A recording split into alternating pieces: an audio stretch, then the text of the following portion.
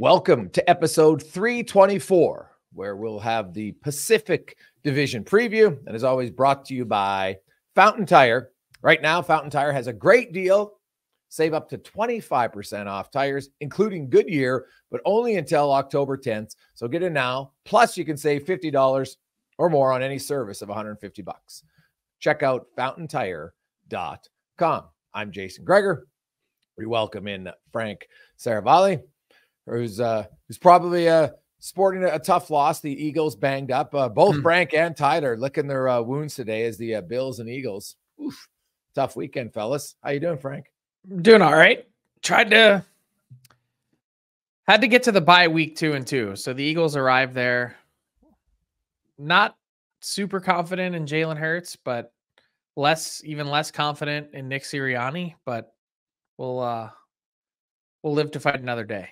Well, you do have your two best receivers out, so it is your offense is limited. And our best linemen. I mean, it's not pretty, but still doesn't absolve the fact that the defense is mostly intact and just allowed the Bucks to walk all over you in the first half, down 24-0.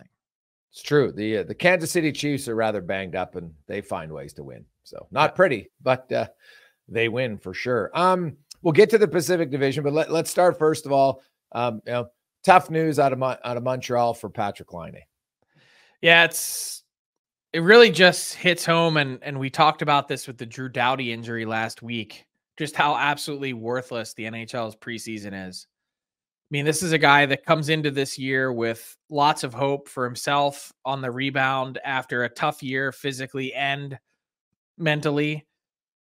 And to have a knee injury, we expect it to be of pretty significant magnitude. It guts Patrik Laine and also a Canadiens team that was really looking for a boost in offense, 23rd in the league last year in goals for. He was a free trial, and now they're really potentially not going to be able to enjoy that this season. Yeah, and the one thing I'm going to say about that play, I see so much. Yeah, Pare's not a dirty player. Who cares? Did he make a dirty play? Yes or no? Yes, he made a dirty play, stuck his knee out, and now Laine's out. So just call it what it is. It's a dirty play. It doesn't matter what his previous history is. It's irrelevant. Yeah, when you take out someone's knee, you took out his knee. It's a dirty play. No one's calling him a dirty player. It's a dirty play. And to try to defend, he didn't want to get sidestepped. So you just admit it was a dirty play. Like it's terrible. I don't care. I hate when you see someone get their knee taken out like that. And you do wonder at some point, Frank, I know there's talk of maybe an 84-game regular season, so fewer preseason games, and that's fine. And I do think you have to get your timing up. I understand it. Yeah, but 2 or 3 games at the very most. Yeah, the fact that the minimum is 5 and the maximum is 8, the fact that some team out there was playing 10% of their regular season schedule in preseason games, you can't even tell me that it's all about, we know that it's all about revenue, but there are some teams now that have taken the step, especially in the South and the US, have taken the step to say, hey, we're listening to fans. We know that you don't want to pay for preseason games. We're not charging you for 45 games. We're going to charge you for 41. So in some of these buildings now, you can't even make the argument that it's all about revenue, and some more of them choose to play neutral site games. Look, I'm all for spreading the game around.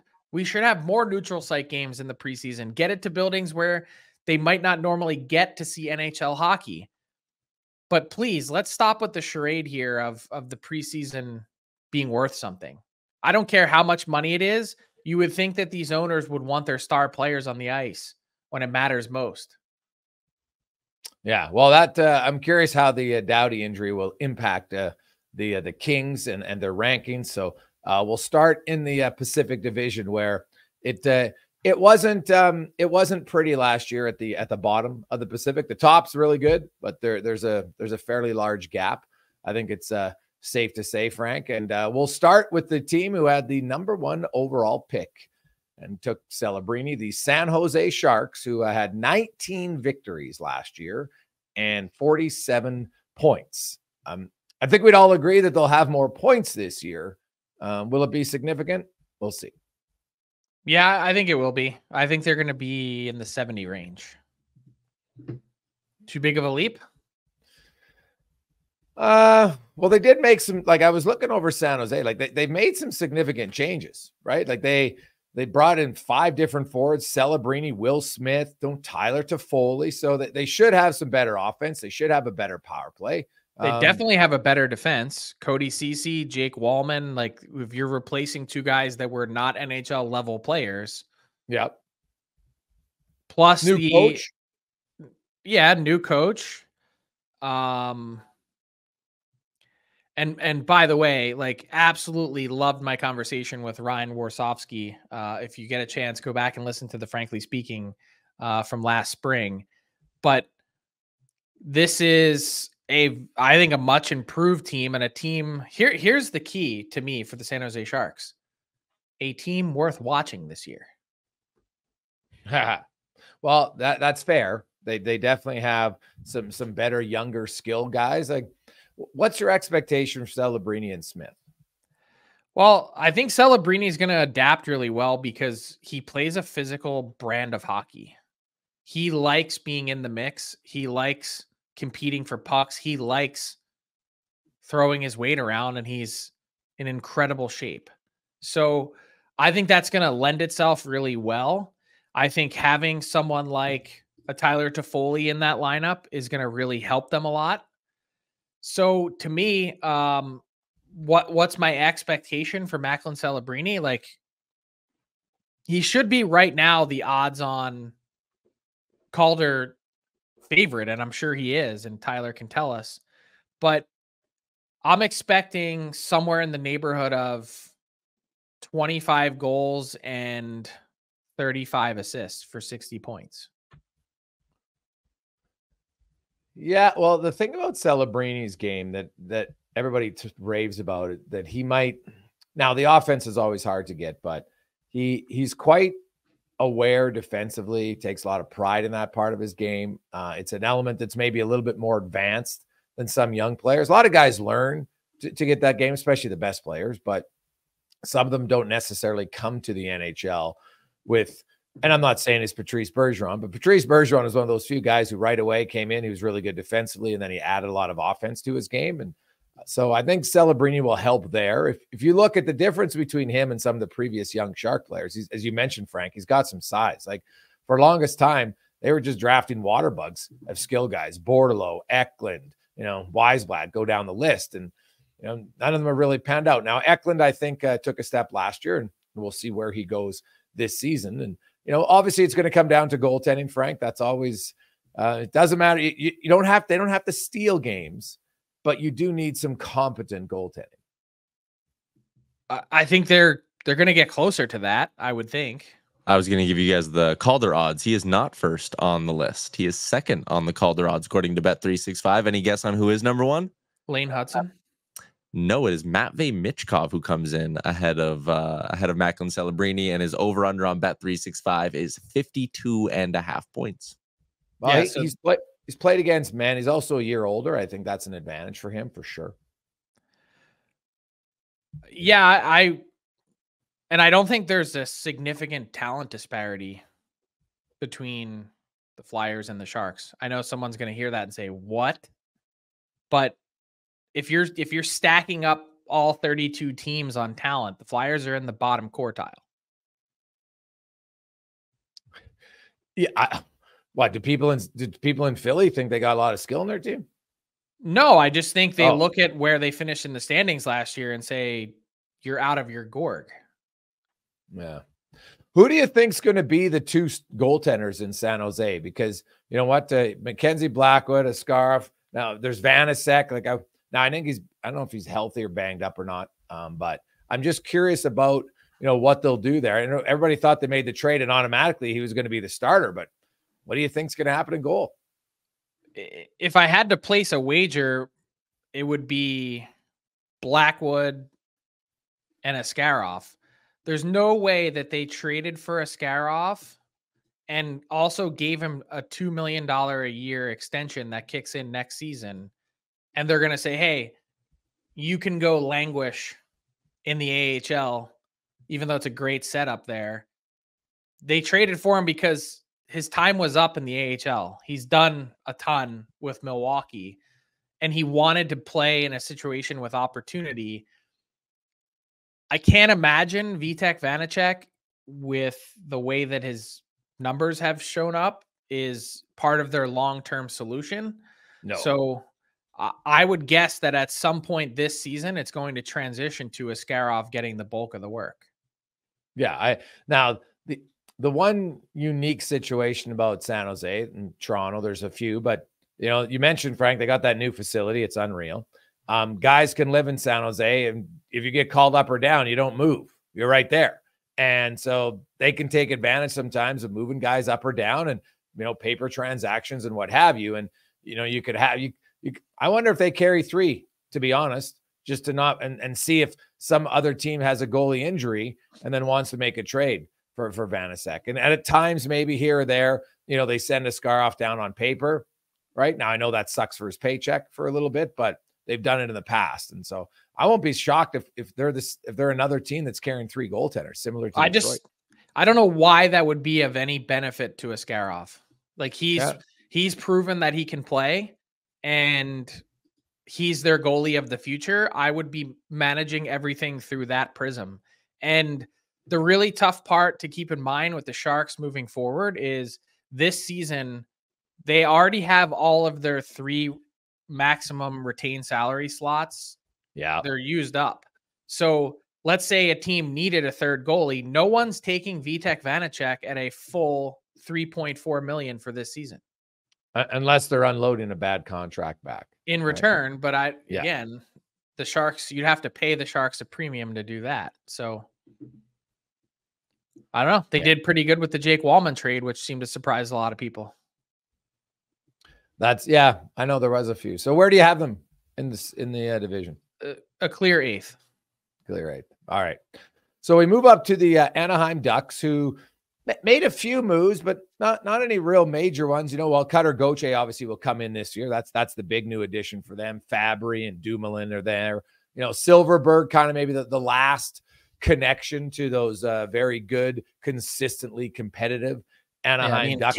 Cam Fowler would say something about that. Yeah, I guess he's still there. Although, and John Gibson would say something about that. Gibson's not healthy though, right? He's not ready to start the season. But you're right. I guess I look at the forwards in Anaheim, and they're similar, Frank, that they've got some young guys, but not like rookie young guys, but they've got some young guys in Anaheim that you're kind of like, okay, are you going to take a step this year? Mason McTavish, when he's healthy, he's a pretty good player. Troy Terry, who's been pretty consistent. Obviously, now when he came back, I thought he was pretty good in Zegras, but I think they need some more consistency, and obviously health would help. But like, is Anaheim going to take a step, or are they still going to finish 6th or 7th? I think it's premature right now.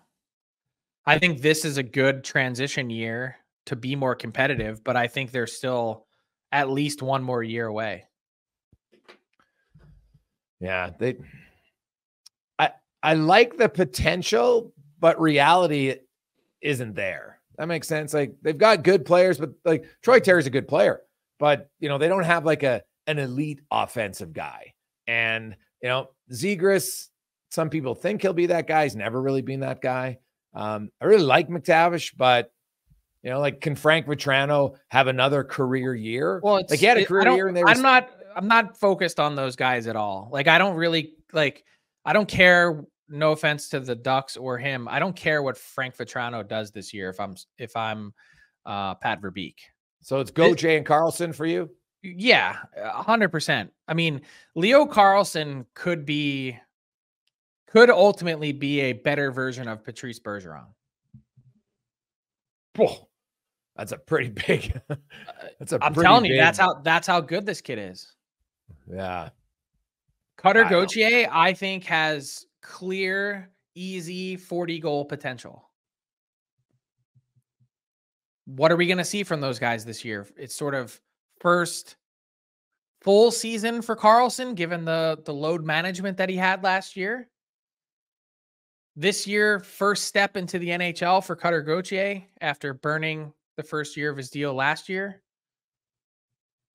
I mean, that's what it's all about. And I want to see Olin Zellweger and Pavel Mintyukov and Jackson Lacombe. I want to see those guys take another step. The rest of it, no offense. I mean, Zegras is part of that group for sure. But what happens with Frank Vetrano and Cam Fowler and Radko Gudas and John Gibson and probably even to a certain extent Troy Terry, 90% of those guys are not going to be around when these guys that we just talked about finally hit their stride. Well, I think they hope Terry is, right? Because that means maybe it's 5 years till they hit their stride. Terry's got 4 years left. Well, I'm talking about being a Stanley Cup contender. The rest of those guys are probably not going to be around. Yeah. Well, Fowler's the interesting one for me this season, Frank. I still think he can play very well. And you wonder, what's the appetite on a trade market for another team for Cam Fowler? I think it's probably pretty significant. Yeah. Like at the trade deadline, he would be a perfect candidate because you'd get him for 2 playoffs. Yeah, and in a perfect world, you'd also have the Anaheim Ducks, eat a part of that salary to make it even more attractive. You get Cam Fowler in the 4s in terms of an AAV, and you're in really good shape. Here's the thing. I think he's let them know at this point that he wants to be in a situation where he has an ability to compete. I mean, Cam Fowler right now, 32 years old. It's been a long time since he's played in the playoffs. 2017 against the Oilers. That's the last time. Yeah. This was, think about the spoils that he started his career in Anaheim with. Well, they were a perennial playoff team that was competitive every single year and winning rounds. Yep. It's tough to go from that to 6-7 years wandering in the desert. And that's what the Ducks have been. And I think they understand that, hey, we've got these younger guys pushing. They want more opportunity in ice time, and you want to be on a more competitive team as your game is going in the wrong direction. Let's see if we can facilitate something. Yeah, on paper and in theory, it makes perfect sense for him to move on, want to move on, for the Ducks to say, hey, let's get some assets and keep adding to our young pool of prospects. And I think, though, that you mentioned Leo Carlsson and how they limited his games, Frank, and load management, if we want to call it. Do you think they do anything similar to Cutter Gauthier? No. Cutter Gauthier is older, right? Yeah. He comes into the league at 20 as opposed to 18. There was nothing left for Leo Carlsson to prove. He needed to build on, a strong base that he already had, and they wanted to make sure that he's as strong as possible for a bigger guy. All right. Where do you have the Ducks? 7th. Ooh, okay. Well, I have them 6th. So who are they passing? We'll find out. Okay. Let's move up the list now to Seattle, the Kraken, who did have 2 big signings. They finished 6th last season after making the playoffs 2 years ago, which is probably maybe, that was the perfect storm for them. Remember, their 4th line was unreal. I think their 4th line scored like 39 goals at 5-on-5 for them that year. It was dynamic, but then they came back to reality last year, finished with 81 points. Same with Calgary, but Calgary had more victories. So they finished 5th. Seattle ends up 6th at 81 points. 2 big free agent signings, really, and a lot of money, and Stevenson and Montour, Frank. But that's really about it. They haven't made a coaching change. But so what do you make of Seattle? With a coaching change make that much of a difference, along with the additions of Montour and Stevenson? I think that's maybe the big thing that I don't know how to answer is I don't know what the Kraken are. What's their identity? Montour and Stevenson, like Stevenson is going to add an incredibly difficult player to play against, someone that's really detailed and able to take a lot off the plate of some of their other young players, which is important. And Montour has, I think, certainly some, I don't know if swagger is the right word, but he certainly has some juice that he brings to a locker room, and obviously having won a Stanley Cup, that's incredibly important. He's been at all sorts of ends of the spectrum in his NHL career, from guy traded for a first-round pick and one of the next big things in Anaheim, to down and out in Buffalo, to rehabbing everything in Florida. Great story. I think the Kraken are going to be competitive, but I don't have them really anywhere near a circle of contending. And I wouldn't be surprised if they were a playoff team, because I think they could surprise a few people with the right jumps and increases from players.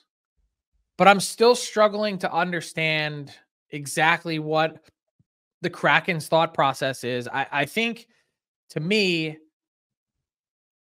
this is a year in which pressure is ratcheting up significantly. You've made the coaching change now. The Seattle sports market is potentially changing. There's continued whispers of the NBA expanding and coming back to town. And all of a sudden, this team that entered with great fanfare and had a tremendous second season, they've got to really start to make some progress here. And for me, they're just missing the true difference makers. They have a lot of nice players. They don't have any superstars. And they don't even really have anyone knocking on the door of a superstar. No. Is that too harsh? No, not at all. Matt Beniers had a good rookie season and had the old sophomore slump, 37 points last year in 77 games. I would expect, he'll be better than that this year. Shane Wright, I've actually not minded how they developed Shane Wright at all. I think some organizations rush teenagers. I'm not a big fan of teenagers in the NHL. And so, you know what? Here's an opportunity. He's probably never, he's not going to be the superstar player, but there's not many of those guys. But I think that how they've handled Wright is on his way to be a superstar player. Yeah. Okay. Well, you hope. And you look at Wright, but you're right. They've got, like, Jared McCann's a solid player. Stevenson's a solid player, but they've got a lot of second. They don't have a lot of first line players, is kind of what I see in Seattle. And so I think, though, I could see them, Frank, they were 81 points last year. I could see them being 87 to 90 points this year, maybe push 91, but I don't see them making the playoffs. I have them 5th in the Pacific. Okay. So then I have a pretty good idea of who you have 7th. Yeah. Where do you have Seattle? I have Seattle 5th. Okay. So we're pretty much agreement, except for this next team who was tied with Seattle. They ended up finished 5th last year with 81 points. The Calgary Flames, who I think are entering a rebuild stage, even if it's a cautious one for them. But I just look at, and I know that some of these guys dealt during the season, but here was the Flames starting defense last year who are gone. Hanifin, Tanev, Zadorov, and their goalie Markstrom. They were the starters for the majority of their year. Then they got traded. Obviously, Markstrom moved this offseason. So now they come in with Wolf, who's a young goalie, and I know what he did in the American League, but he ain't facing Matthews, McDavid, etc. shooters in the American League that you are in the NHL. And the replacements on the back end, Frank, are Jake Bean, Ball, Tyson Barrie, maybe. Mira Manoff's going to play more minutes. I know he was there last year. So that's a significant change in your back end. And even with them, they finished where they did. I don't see any way that Calgary finishes higher. I see them dropping. They're going to be under 80 points for sure this season. I don't think that's an unfair assessment at all. I think, again, not all that dissimilar to Anaheim is my assessment that this year really is only about Connor Zary and Matt Coronado, who's really pushed hard in training camp, and some of these other younger guys that they're bringing in to give them opportunity to do more. Jacob Pelletier, Bastil's another guy. I think they're going to, look for some offense from him. He's a little bit older at 24 years of age, but, he'll get an opportunity, I think, at least to start in their top 6. Yeah, the most interesting part of Calgary's season is going to be the decisions that they're ultimately going to have to face when it comes to players like Rasmus Andersson and Andrei Kuzmenko, and what happens is there a taker for Anthony Mantha? Does he find his game again? And do you ultimately have to have a larger, more holistic conversation about someone like Nazem Kadri? Is there value? How can the Flames continue to create value with some of the pieces that they have? And by the way, just from a news standpoint, I think it's a foregone conclusion. Like it's happening that Tyson Barrie is signing a contract with the Flames. But what I don't think is as settled that I'm fairly certain people haven't really clued in on is their goaltending situation is fascinating. Dan Vladar is coming off of surgery. Yep. They really, really like Devin Cooley and obviously believe that Dustin Wolf is their goalie of the future. Don't be surprised if the Flames carry 3 goalies for a while. Yeah. And don't be surprised if Devin Cooley gets more of an opportunity than some people might believe or want to believe. Oh, dude, he was unreal in the game I saw live in Edmonton. And now he has limited NHL experience with San Jose last year. And, the numbers were tough for any goalie in San Jose, no question about it. But, he's older. And when you look at that position, it is, for whatever reason, 24, 25, 26 is where a lot of guys find their bearings and get comfortable as an NHL goaltender. And I know that there's lots of excitement in Calgary, and understandably so. Hey, when you're back-to-back goalie of the year in the AHL, people are going to be excited. I get it. But when you go through and look and say, okay, well, here's the shooters he's facing in the American League, it's so night and day. It's very hard to transition, I think, goaltending numbers, especially if you're on the shorter side of an NHL goal. He's not on the shorter side in life, but in the NHL goalie at 6 feet, that's a factor. And you look at his numbers last year, super small sample size, Frank, but they weren't glowing. Right? And the more he plays, opposing goalie coaches get scouting reports. And trust me, we see it, especially in the playoffs when they're able to drill down on a team and they expose even the best goalies' weaknesses. So I think it's smart of them to have more, because if anybody thinks that Wolf was just going to come in and take the mantle from Markstrom, I think that's, that is the ultimate utopian thinking. I don't think it's realistic. Yeah, I mean, I don't think it's insanely far-fetched either. So I think he's probably better than you're giving him credit for. And there are other goalies at that age that step into the NHL and have been really competitive. So wouldn't be totally shocked. But that also said, look at his defense that he's playing behind. Totally fair comment. One thing that I'd really like to see the Flames do more this year is leverage their cap space. They've got to be willing to take on bad contracts from other teams because, for one, they would like to remain competitive. Like, they don't want to be a 57-point team. They don't want to be a 65-point team. They'd like to give people something to look at and cheer for in the meantime. And it's hard to please both masters at the same time when you're going through this type of process. But the best way to get better quickly is through the draft and hitting on draft picks. And the more capital you get from taking on bad deals, look, the Flames have $19 million in cap space. You don't get to take it with you when the season ends. So leveraging that as much as possible, I think, is hugely critical to this season's game plan. And the fact, Frank, they can retain 2 salaries, right? Anaheim can retain 3. We talk about San Jose can't do any. Well, if those 3 are the bottom 3 teams in the division, you're Anaheim and you're Calgary. You know what? If you got ownership group that's willing to take some of that on for the end of the season, and even if it's maybe one for next year, depending on the return, sign up. I'd be willing to take on a 4-year deal or something even longer that a team is totally dissatisfied with. if the price is right. And to be fair, the Flames are looking and have been looking in that space, just haven't really found a ton that has met their fancy to this point. But I think something to watch. So I have the Flames. I have them finishing just below Anaheim. I have them finishing 7th. Okay, I have them 6th. Yeah, so not a huge difference there, but like those bottom 3 teams, I don't think do any of them get to 80 points? I mean, I've listened to the guys talk in Calgary, and I think listening to like Nazem Kadri say, hey, we're going to surprise some people this year. Like I know we're coming in with low expectations.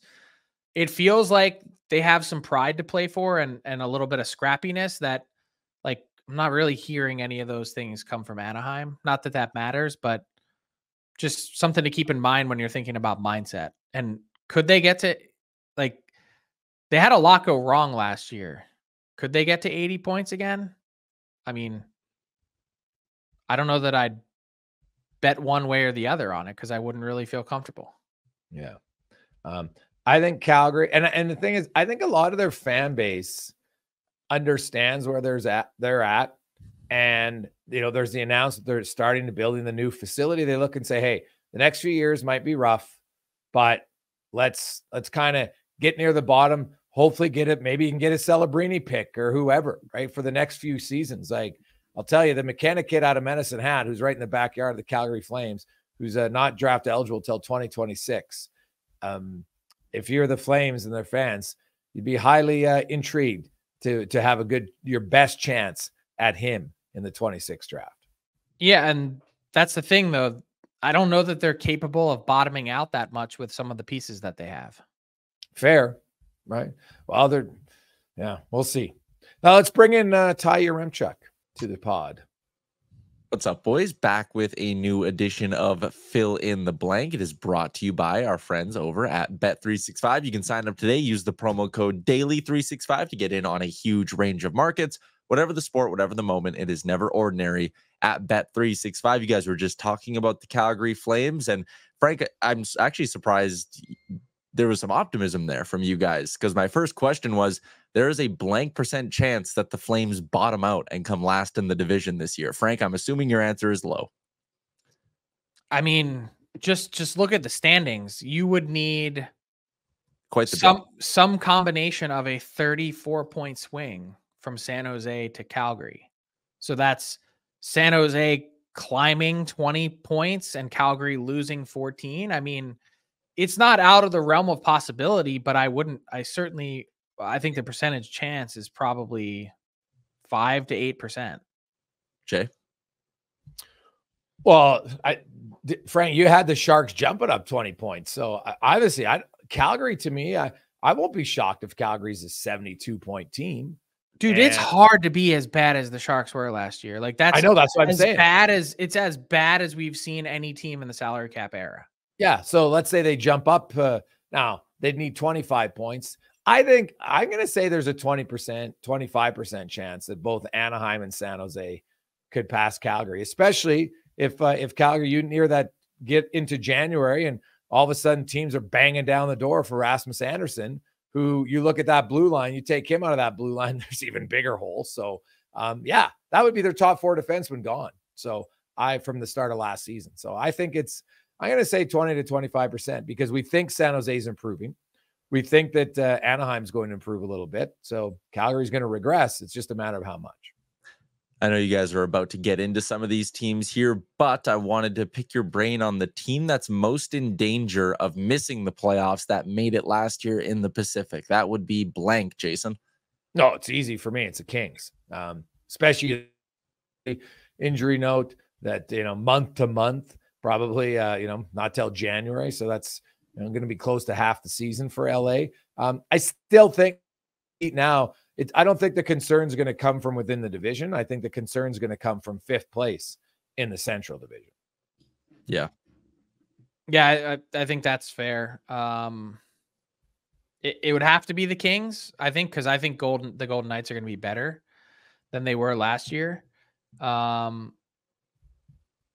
Doughty injury, it's going to be significant. There's no doubt. But, and by the way, I think it's probably like, I'm pretty sure he's going to be back before Christmas. He didn't have the surgery yet, and they're going to, they need to basically get in and see the extent of the damage and how much work they need to do repairing it. That's what's going to limit, or I should say extend the time frame. But you got to remember the opportunity that you're providing to some pretty good players. Like, I think Brandt Clarke, like, I don't think it's crazy to think that Brandt Clarke could have a 45 to 50 point season. I was just going to say, fantasy hockey wise, if he's on that top power play unit. Well, that's the one area where they're best suited to replace Doughty is just his power play minutes because of Clarke. I would agree with that. How would he? Yeah. Who's playing on that top power play except for him? Like, it's almost a foregone conclusion now. Yeah, fair. All right. Next one I got for you. Your answer to this one will be first, second, third, or fourth. But out of the 4 divisions, the Pacific has the blank best chance of producing the Stanley Cup winner. And Bet365 has odds on this, so I'll share those after. But Frank, out of the divisions, the Pacific has the blank best chance of producing the Cup winner. Second. Who do you have above him?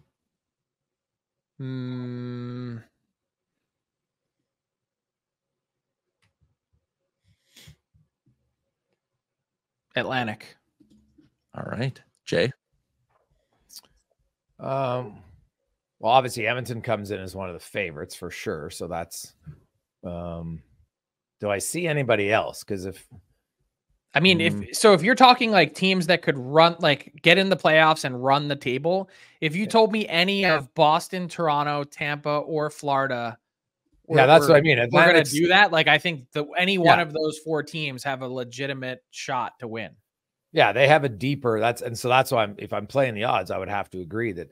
But it comes down to who do you like? How do the odds makers look and say, well, the Atlantic Division, they'll bang the hell out of each other, and maybe that matters or not. So I would probably have to go with Pacific being number 2 as well.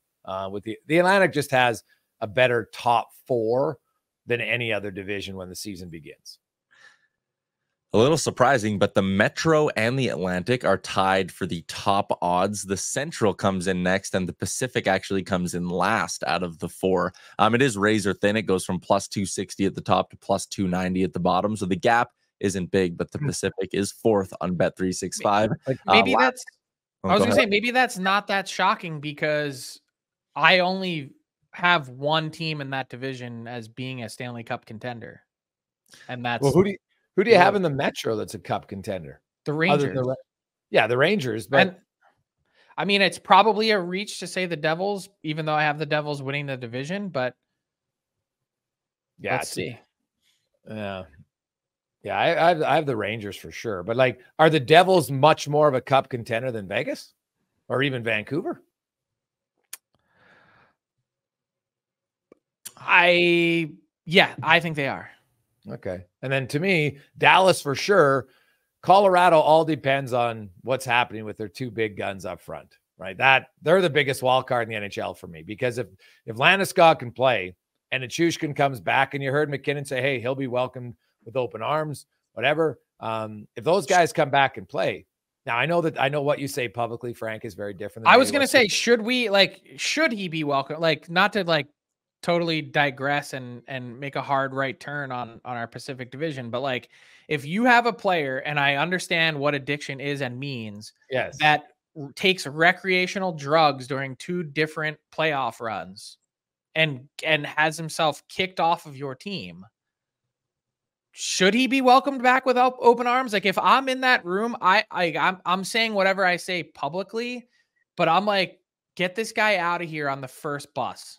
When he's I guess it depends on how you look at it. When you talk to anybody listening who has a family member with addiction, and you know what, having 1, 2, 3, 10 times when you know what, they say they're going sober and it doesn't work. Like, it happens lots, unfortunately, for a lot of people. And so, they're tanking one playoff run and losing to the Seattle Kraken was enough for me. Like, the second time around, I'm sorry, like, that's it. But I think that's what reality of addiction look like. It's not pretty. And it's not just like, well, this guy's an NHL player, so he, who has more pressure on him publicly anyway, he should respond better. It just sadly doesn't work. I'm not saying he should or shouldn't. I'm just saying I'd be out of, you don't get a third chance. The second chance was the one you already got. Yeah, and that's fair. I could see some guys, you're probably right. Some guys might have that. I think others might look and say, okay. And I think a lot of it's going to come down to hold on, not for nothing. What you're talking about is different. You're saying like family member. I'm talking employer. How many cracks do you get as an employer? Yeah. Like that doesn't happen. Like you do drugs the first time, like most places you get fired. They don't even accept you back. Then the second time around, he's getting umpteen chances because he's an NHL player. Yeah, true. He's also under contract, right? Most employees don't have a 4 or 5 year deal that pays you. Well, he's also just a horse of a human being and does things on the ice that so few people can. So all of that's weighing into this idea of welcoming him back. So anyway, sorry. I think they welcome Frank. I think they welcome him back, but he's obviously on rather thin ice. No pun intended. All right. Last one I got for you guys. Last season, the Pacific Division was the only division to not produce a 110-point team in the regular season. The Oilers are the favorites to do it. We'll wrap it up with another percent one. Blank percent chance the Oilers are a 110-point team this year. Jason? 110. Like, I know it's like, oh, they had such a terrible start. Yeah, but they also won like 24 out of 27 at one point. So that's going to be pretty hard to manufacture going 16 in a row. I would say to have 110 points, 59%. 59%. Frank? So 6 of 32 did it last year. Nearly 20% of the league. I'd say there is a 73% chance that the Oilers get to 110.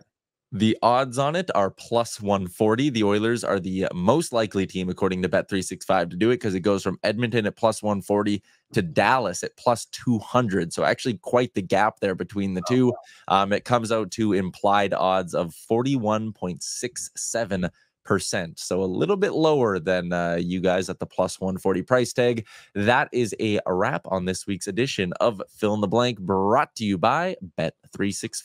My 10-year-old son is sitting in the room here and was frantically sending me hand signals of 75%. So he just wanted that out there. 75%. That's right, Bex. Let's go. Yeah. So there, yeah, he was all fired up about 75% for them to get to 110 points. I'm actually surprised Dallas is that low. I thought they might be higher because I think the Jets, like if you look at point allocation, right? Like again, the Winnipeg is going to go down a little bit naturally. So, well, we'll see. But you'd mentioned Jason Robertson, and that's an interesting one in Dallas. See what he does. Now let's get to the top four, Frank. We start with the team that's obviously had the worst news here in preseason. Drew Doughty out at least a few months. Maybe he's back before Christmas. I think 10 to 14 weeks is the timetable I was told. Okay, so if he had the surgery, has he had it yet? Not yet. Okay, so 10 weeks then puts him middle of December at the earliest. So we'll see. But they made some changes, Frank. Dubois is gone, Arvidsson's gone. They bring in a few guys, but their coach gets promoted. But most importantly, the biggest change in LA is gone is the 1-3-1. The players openly talked about how much they disliked playing it last year. I think it became obvious it was no fun to play. I wonder how much fun will be back in LA and how that impacts him with or without Doughty. I mean, the system is going to be interesting. The roster is interesting. The goaltending is still interesting. There's really not any one part of this Kings team that I look at and say, yeah, maybe outside of Kopitar's position, there's like not really anything else that you have to say, oh yeah, that we don't have to think about that. You set it and forget it. Is that an overreaction? I like Byfield. Byfield, my second line center. I'm pretty happy there. Well, yeah. I mean, yes, of course you are. But what I'm saying is it's not a foregone conclusion that he's going to go from 55 points to 75 points. Yeah, fair. There needs to be a growth factor. Like, to say that it's not a question, like, it's still a question. Right. But second line center actually, sadly, is like 55 to 60 points in today's NHL. So, but it's funny how you look at, like we mentioned, Doughty's out, but Arvidsson, Dubois, Lizotte, and Grundstrom, that's a third of your playoff roster because they only used 12 forwards in the playoffs last year and 4 of them are gone. Right. That's significant. You know, Fogel's in, Jeannot's in. So they got a little bit, they're hoping Jeannot can add a little bit more size and physicality. They want Fogel's speed. Looks like he's playing. But these are all replacement level players. Yeah. What? Hey, I'll tell you this. Am I underrating Fogel? Because he got to 20 last year? Fogel had a career year last year. Now, Fogel, when he did play with Draisaitl, he was pretty productive. Right? He had 17 goals, 5-on-5 last year, and he didn't play a huge amount of minutes with Draisaitl. And so he's a guy, I think, last year who gained some confidence offensively. He's not going to help you on the power play. He's not really a power play guy, right? Kill penalties, and he's 5-on-5.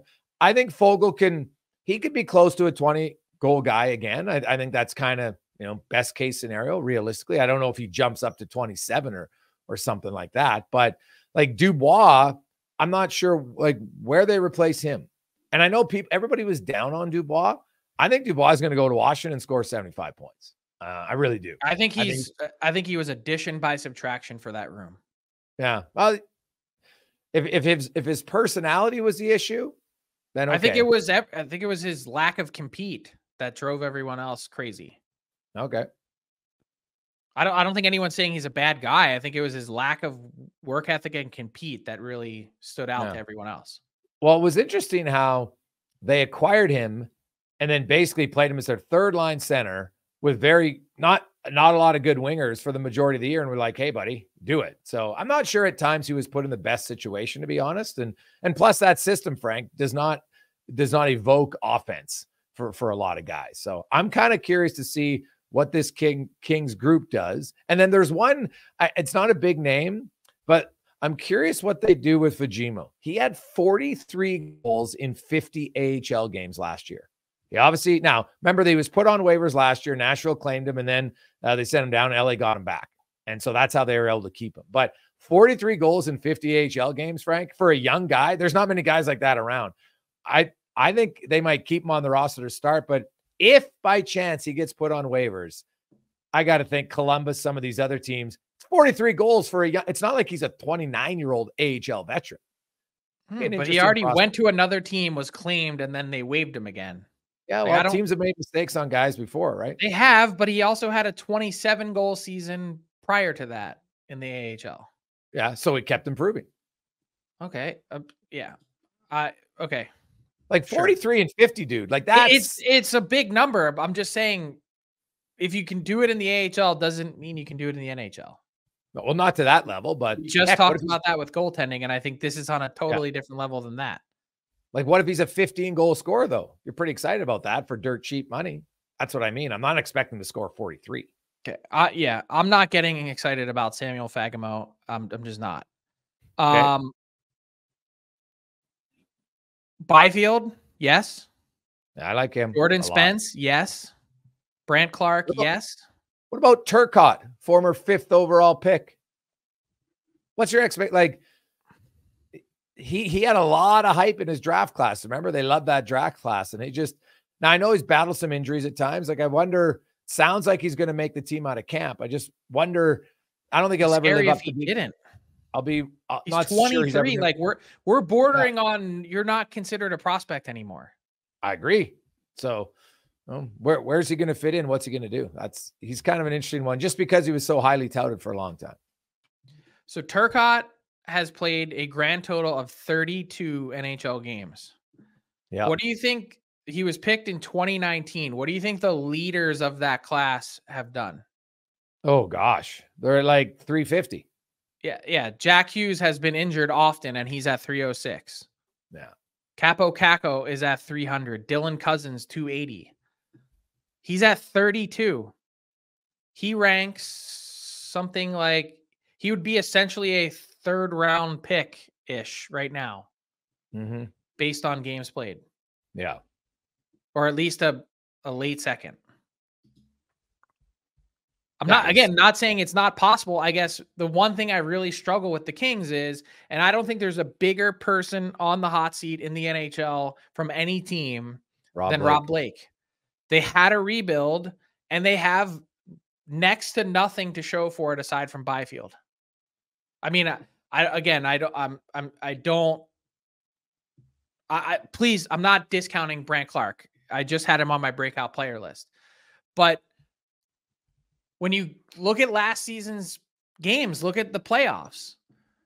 How many guys on that team were drafted, homegrown, developed for a team that went into a rebuild for a while?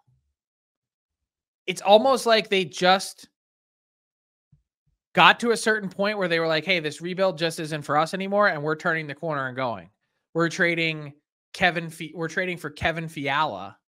Fine player, by the way.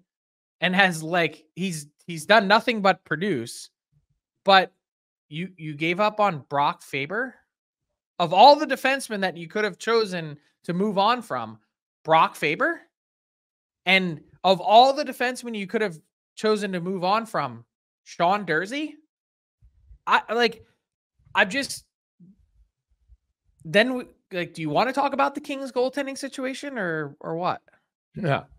Well, and they've moved two of their other first rounders in Velarde and Kupari in that trade, right? And then you throw Turcotte. Bjorn Foot's no longer with the organization, another first rounder. Yeah, they haven't hit on many first rounders, or the ones they have, they've traded them away.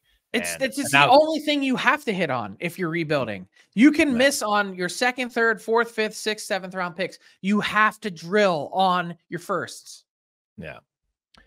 And well, they got Clark and Byfield maybe because they had 3 top 10, but then Velarde they traded. So it hasn't been good. Now Turcotte's massive. That's a massive pick, massive spot. Yeah. Darcy Kemper in goal for LA. Well, now their system, used to be very goalie friendly, right?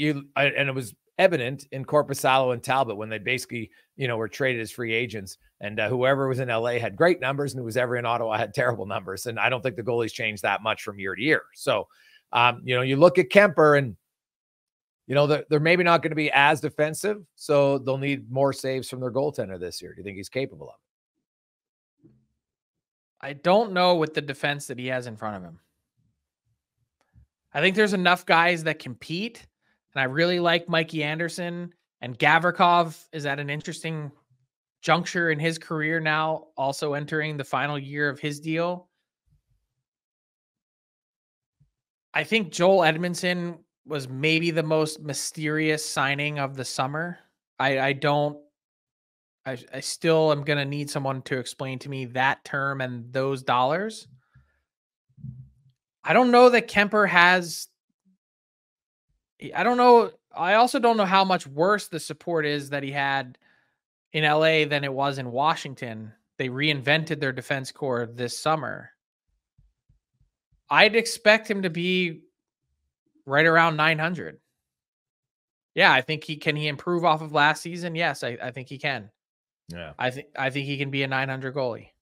I think we both have the Kings 4th in the division, and really playoffs are going to come down to battling number 5 in the Central. Correct. Yeah, wholeheartedly. So we move up to Vegas. Golden Knights finished 3rd in the Pacific last season, had 45 wins, 98 points, one back of, they were actually 4th. LA was 3rd. We switched those around. We went to LA first, but that's fine. Vegas, they made some changes, Frank. Not a whole lot, because some of their changes were made at the deadline last season in Hurdle and Hanifin, right? So they didn't start the season in Vegas last year. So I kind of look at that. It's kind of like additions, really, because they get a full season for them. Samsonov comes in with Aiden Hill in between the pipes. They lose Marchessault, one of the longtime members. Carrier's gone. Amadio's gone. I really think that Hanifin addition is where they're looking, and hopefully if they can find some health. That's probably their 2 big things in Vegas. Can they stay healthy? Well, you get the full season bump from Hanifin now, right? Yeah. Which I think should be hugely important. I think this Sharks team and also like Golden Knights, I mean. Sorry. I was looking at Hurdle and I instinctively said Sharks. This Golden Knights team with Hurdle also full year I think they should be better than they were last year. Yeah, I would agree. I think last year in some metrics and margins, they underachieved. And Aiden Hill was fine. He was just okay. How does Ilya Samsonov play? Is going to be big in the 27 to 33 games that he gets. And what can they squeeze out from their bottom six that I think is going to be really important? Yeah, I think areas that they want to improve is their special teams. You know, they were in the bottom half in both penalty kill and power play. And, 20th on the power play, 20%, which is, used to be a very good number, not so much anymore. And, their penalty kill was 19th. And so those are areas they need to improve. But the big question, Frank, is it just seems inevitable that injuries will happen in Vegas, specifically Mark Stone, right? Mark Stone gets hurt every January, February. I know some people think it's all just for LTIR. It's not. He's legitimately hurt every year. He's come back once before the season ended. They missed the playoffs, came back once. They won the cup, came back the other year, and they lost out in the first round. But it's been a theme now 3 years in a row. And when it's one of your go-to forwards and you basically pencil them into missing 40 games, that's kind of tough. So I think they can improve, but how much, I guess, is my question, right? Like, do you see them? Where do you have them finishing? I guess is my question. I have them finishing second. Okay. I'm guessing, I think I know you have third then, but 1, 2, 3, I think is pretty close in the Pacific. It just might be a separation of, 6 points, give or take. The Golden Knights were all over the map last year. They all run together, but I'm pretty sure they started really well. Oh, they were on fire. And then they were awful from November 1st until Christmas, if I'm remembering this all correctly. And then they were hot again for a period of time. And they were pretty good down the stretch in March and April and finished with 98. I think if they eliminate some of the lulls and the inconsistency that they had, why is a 7.8 point improvement not possible? Yeah. Fair. They won 12 of their first 15 games last season. They came out of the gate firing and then hit the skids. And that's where their injuries obviously the Shea Theodore injury, when they have injuries, Frank, it seems that in Vegas, for whatever reason, it's like they're big guys. It's not, it's not like their third pair defensemen and fourth line guys are going down. It's always their top pair defensemen. It's especially killer on a team that's so top heavy on the cap. If you look at the way that they're built, they've got guys making 10, 9, $8 million, and then everyone else makes league min. Yeah. And if you're losing your heavies, it's a big you're loss. in big trouble. Yeah. I have Vegas third in the Pacific. So I think we're pretty close on them.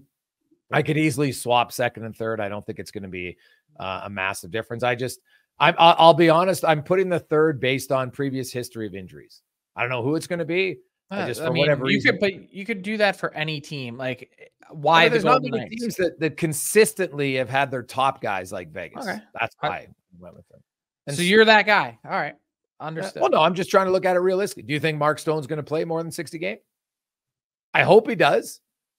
No, his back has been an explosion waiting to happen. Yeah. And so when he goes off, that's a massive hole to fill. And as you mentioned it, they don't it's not like they got some young guy who's on their third line who just needs an opportunity and gets more ice time and boom, he fills that void, right? That's kind of the challenge. I just think they're a little deeper than they were. Yeah. You're right. Barbashev, I'm kind of curious about Hurdle and, because you talked about Cam Fowler earlier in the pod. Well, Thomas Hurdle's kind of the same thing. He comes into San Jose and all he knew was success and then the last 3 years have just been off. 4 years. Awful. So I wonder, he's never the fastest guy, but I just wonder, does he get a new lease on life because he walks in the dressing room and he's going to win, some games early in the year and not be at the end of October being like, oh, we're out of the playoffs. But So it comes down to health. Like when they traded for him, they knew that he was injured. So what about Alexander Holtz?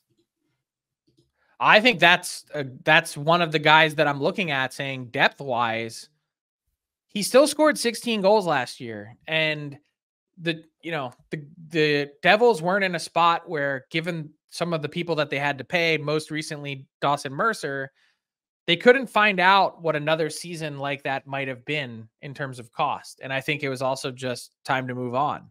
So at some point they drew a line in the sand and just said, hey, we're moving this guy, much to the benefit of the Golden Knights, who, remember, we just talked about, you either make a ton of money in Vegas or you make nothing. Well, Holtz is on the last year of his entry-level deal. He's making nothing. He's the perfect, even if it's only 1 year, have him ball out this year, have a great year, and then you move him. Or if you feel like you really need to keep him, make room somewhere else. It's such a fantastic addition for Vegas that he's the perfect player to bet on. Well, I'm just going to mention some names, and because Alexander Holtz has only played 110 NHL games. He has 19 goals. Other guys who have played between 103 to 104 games, Jack Quinn, 24, Luke Evangelista, 23, Marco Rossi, 21. And people talk very highly of those guys, right? Tyson Forster, 23 goals in 85 games. They're like, hey, these guys are really going to explode. And Holtz, even though he's 1 or 2 goals behind them, hasn't had a lot of, like, I think he's a guy who might be a sneaky pick if you're in fantasy to look at Holtz in Vegas, because if the inevitable injuries happen to your top guys, Frank, there's the one guy who might be able to do it. That's why I think the Golden Knights are in for a pretty sizable improvement.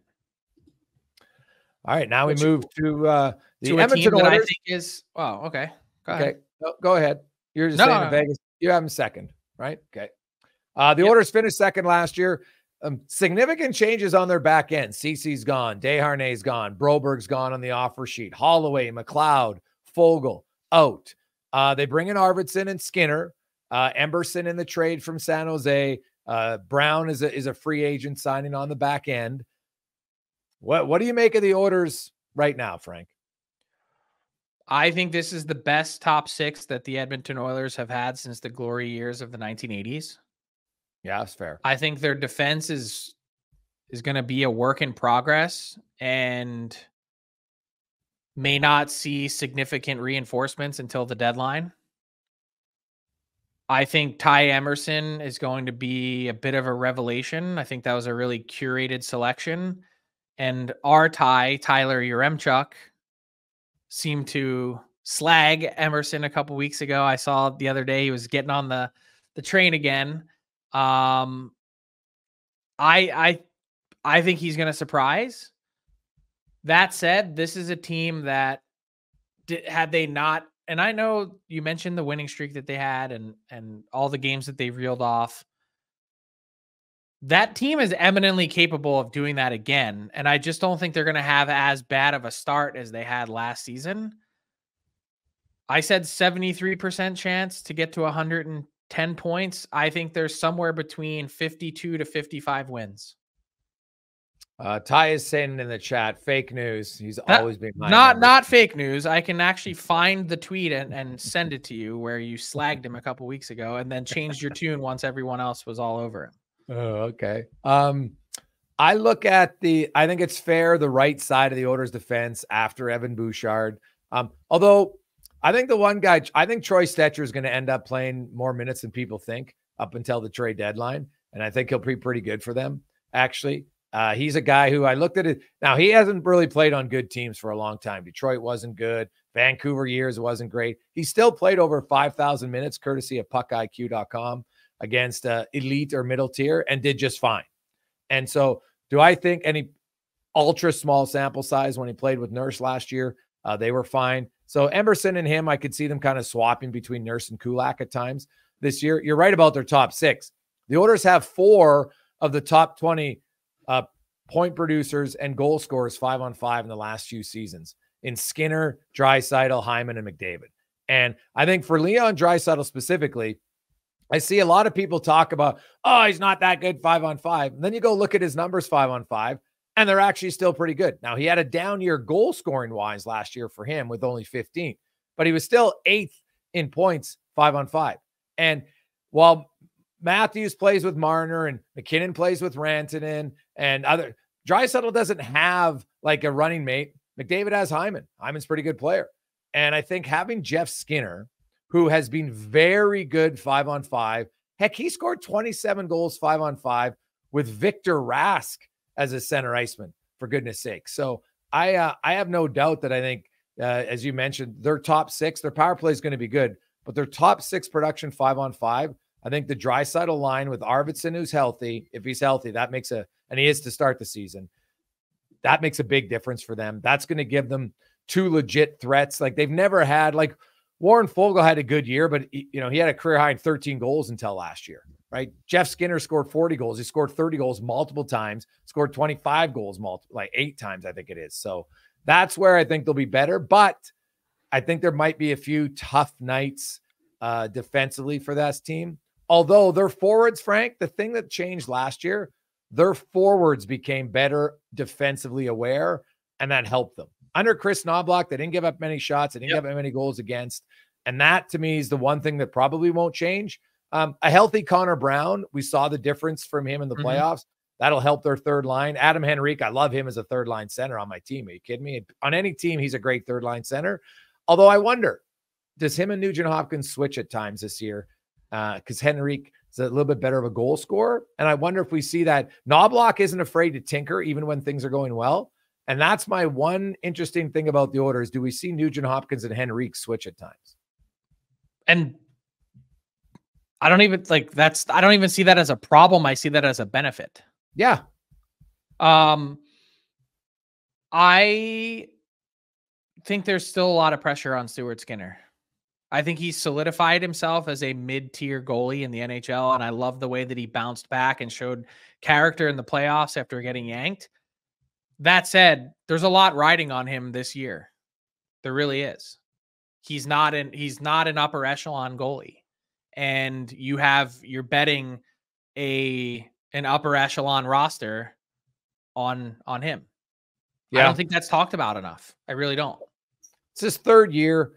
How Skinner responded in the last 2 games against Vancouver, outplaying Jake Ottinger in the conference final, and then being pretty solid. You look at his and Bobrovsky's numbers in the Cup final, pretty straight across. I think that's big for Skinner. His mental toughness, I think, is one of his biggest strengths. Now, he really worked on his edges this offseason. He wants to get better coming side to side. There was an area, if there's a weakness in its game, it's scoring chances off the rush. All the numbers back it up. Woodley talks about a clear sight analytics. So, and I think that's where he worked on his skating to be a little bit better off the rush. So that's something you'll watch for.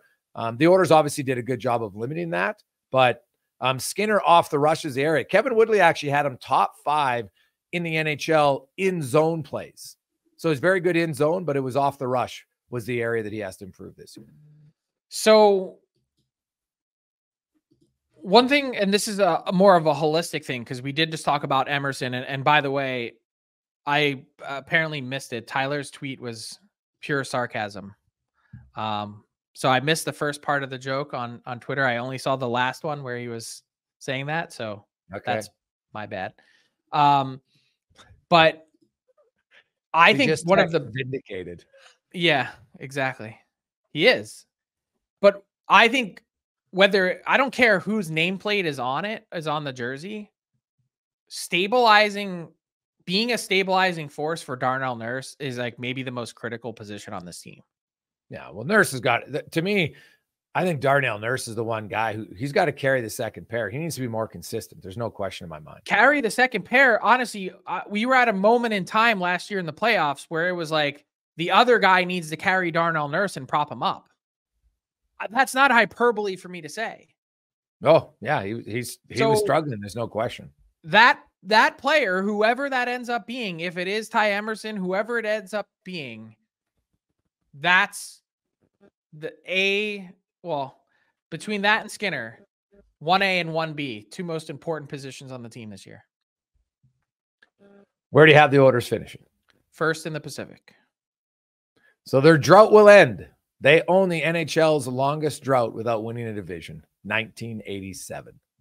Islanders are next at 88, in case anybody's curious. So we'll see. So that leaves us with the Vancouver Canucks, of course, who had an unreal start and carried it through, finished with 50 victories, 109 points, first in the Pacific Division, won a round over Nashville, then lost in 7 games without Demko. And, you look at Vancouver, I guess, well, let's start there, Frank. The big question in Vancouver is going to be goaltending. Demko, Shelovs, Lankinen comes in. There's lots of people in the goalie world that think Kevin Lankinen is ready for a breakout year, and this might be the best value contract in the NHL for goaltenders this season. But, we'll see. The other thing about the Canucks. Sorry, hold on a second. I need to stop you there. Like, with all due respect to the goalie experts, any guy signed on September 21st is not going to be one of the best value guys in the league. I mean, he could play himself into that, but let's be totally clear that he has been plucked off of the scrap heap. Well, he wanted $2 million, right? It was more price point, I think, than anything else. I don't think it was double. I think it was asking price. Yeah. Okay. To quote Drake, know yourself, know your worth. $875K is what he ended up signing for. Yeah. So it's always a gamble, 100%, right? There's some who think you're going to strike it rich, and then all of a sudden the phone doesn't ring after July 2nd. Well, I mean, did anyone see Kevin Lankinen in Chicago? I'm like, please tell me I'm crazy when I say that. Yeah. Okay, let's park that. I'm not as concerned about the Canucks goaltending as others might be. And the reason for that is they got perfectly capable goaltending from Shelovs in the playoffs. He did it in the biggest pressure cooker situation possible. The first and second guy went down, Casey DeSmith and Thatcher Demko. And here comes you into the mix in the cauldron in Vancouver, and you win a round. And you take the Oilers, who are significant favorites, to Game 7 of round 2. I'm sorry, do you think Artur Shelovs can give you 45 good games this year? Yes, I do. So I'm not concerned about that.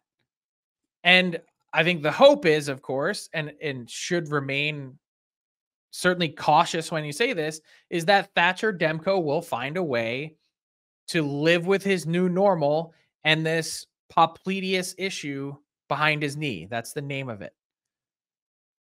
It limits and impacts the structure and stability of the knee with that injury. So he's obviously not comfortable.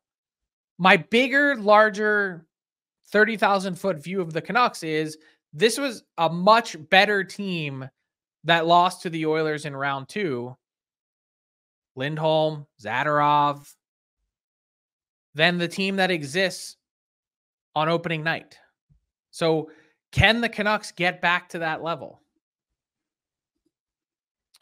I'm not sold on Shelovs. He had 6 games where, he only had 4 games with a save percentage over a higher than 900. So I'm not sold there yet. I thought they found his weaknesses, long shots through traffic, where now maybe he works on that, but I'd still be a little concerned about goaltending after Demko. I don't mind Lankinen. I don't know how much he can play, but I said not as concerned. I'm not saying not concerned. I just said other people are like, there's no chance they can even be competitive or hang in the race. And I'm like, that's just not true. No, they're good enough that they'll hang in the race. That I agree, but their goaltending might drop, and potentially that's why I have, that's why I probably use why you picked Vegas second, I'm guessing. But I look at Vancouver, and DeBrusk comes in. I think he'll be fine there. Actually, we've seen it in Boston. He knows how to score. On defense, they bring in Forbert and Desharnais. So they lost Zadorov, but they're still pretty big on the back end. They obviously have Quinn Hughes. I'm kind of curious what they do for D pairs, Frank. And are they going to go back to Roenick and Hughes, or are they going to separate them? And I think they're better if they're separate. Well, that's what I think the coaching staff wants and thinks, but I think the players themselves are way more comfortable together. Look, it produced the best season of Quinn Hughes' life, and it's not even close. Right. Can Quinn Hughes duplicate what he did last year? Yeah, it's really a good question, man. Like, it's hard. Like, I think sometimes you take for granted, like 92 points. You look at forwards to get consistent 100-point seasons, man. Like, it's really hard. So defensemen to get 90 points consistently might even be harder. So yeah, his one thing that he worked on this summer was, I think I can score more goals. Like, he thinks he can be a 20-goal scorer. Well, that's, what's that? 3 more. So yeah, that's probably valid, I would think. Yeah, no, it's within grasp. I'm just saying, if you're getting to 20 goals, you're probably going to duplicate. I think a lot went right for the Canucks last year.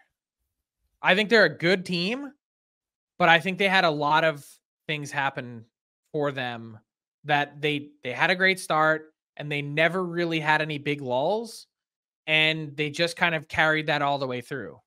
Yeah, they had a great, the team shooting percentage was off the charts. And so historically that probably comes back down to earth a little bit. Brock Besser, 40 goals. His previous career high was 6 seasons prior at 29. Will Brock Besser score? Can he duplicate 40 goals? Can he, like, physically? Yes, he can. Will he? JT Miller, first career 103-point season. He had 99 a couple years prior. Yeah. Will he have another 100-point season? Like, I just think these are all fair. Like, can these guys actually do it again? Yes, they can. They're capable of it, but will they is a totally different question, which I think is exactly what's standing in the way of answering our question of where do the Canucks finish in the division. Yeah, I have them second. I like Rick Tocchet as a coach. I think their top 6 has skill. Now them in Vegas, I won't be surprised if they flip-flop and they're like 1 or 2 points apart of each other. I think they're close. And I don't think Edmonton's going to run away, and be 12 points up on anybody in the division. I think those other teams are good. Unfortunately, Edmonton and Vancouver only play each other 3 times. We get in the schedule later. It's so stupid. But the Canucks for me is, you talked about Demko, and that's your starting goaltender. If he's out for a significant period of time, that's probably what might cost them home ice advantage. So we all agree that Edmonton, Vegas, and Vancouver are the 3 lock playoff teams from the That's who I see, yes. Okay. We obviously have them in a different order. I have Vegas 2, Vancouver 3. You have Vancouver 2, Vegas 3. When you look at this Vancouver defense core, where would you stack them up around the league? Just like spitballing, you look at them 1 to 6. Where would you rank them? Well, because they have one of the legit number 1s, and there's not many, that automatically to me puts them in the top 10. But I think they're closer to the bottom of that 10 instead of the top. Yeah, that could be right. Desharnais, Myers, Soucy, they all got some size. Even forward, they got depth. That's the one thing in Vancouver. Their D, I like their D as far as depth goes, right? Hughes, Hronek, Soucy, Myers, Desharnais, Forbort, Noah Jolson. He played quite well for them. So there's Noah 7 guys right in their top 6. Yeah. So there's 7 guys, Frank, who I think are all legit NHL D-men who, some guys now, and number 1. So when you have a legit number 1, it makes everybody else slide down into a much proper, better situation. Tyler Myers had a pretty good year last year. People were they wanted him out on the first train. He sucks. He's brutal. Get rid of him. Well, he bounced back pretty solid, right? If Desharnais is in your third pair all the time, I think he's a really solid third pair, and he's an excellent penalty killer, right? Forbort knows how to defend. Soucy, they probably, maybe, Frank, do they have on paper, who's the best to play with Hughes? I think Hughes is good enough. He can play with anybody. But I still think it's Hronek. No, I agree with you. I think it's better if Hronek's not in his pair, to be honest, because I don't think if you play them all season long together, and I know some people aren't going to like this, but if you play them all season long and then you get to the playoffs and they're your top pair, I think you're in trouble, because the playoffs are a totally different game. and it's so much more physical. And if you have two smaller guys together in a pair, I think you get hurt. So I think they're better to plan, hey, we're a playoff team. What's the best lineup that helps us now, but also can be successful come playoff time? I think it's going to be fast. I think they're a good team that's right in the mix. That I don't think they're a 109-point team that they were last year. I think there's a slight regression there. Yeah, a little bit. I'm more curious about their management team and what moves they're going to make, because hell, they were every media's dream last year. They're making trades left and right. If there is a trade, the Canucks must have made it. So they're not afraid to wheel and deal. And I'll be curious to see what they do during the season again, because I don't expect them, Frank, to just sit idly by. I think they're gonna be in the mix. You know who needs an extension? Rick Tocchet. Oh, Rick Tocchet, yeah. Yeah, I think he'll get one. Yeah.